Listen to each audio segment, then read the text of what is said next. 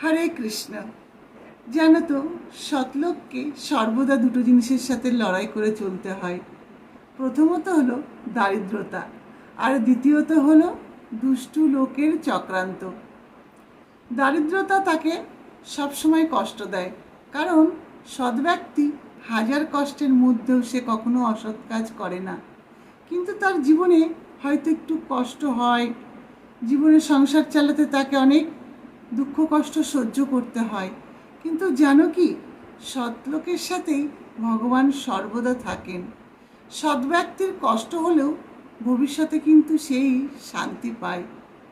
আর সৎ ব্যক্তির সাথে দুষ্ট লোকেরা সবসময় চক্রান্ত করে, কারণ চক্রান্ত যারা করে তারা প্রত্যেকেই হয় অসৎ ব্যক্তি। তারা বেছে নেয় সৎ ব্যক্তিকে, যারা সহজ সরল, যারা নরম মনের মানুষ। তাই সৎ ব্যক্তিকে সবসময় দুষ্ট লোকের সাথে চলতে গিয়ে দুঃখ হয়, কষ্ট হয় ঠিকই, কিন্তু পরিণাম তার ভালোই হয়।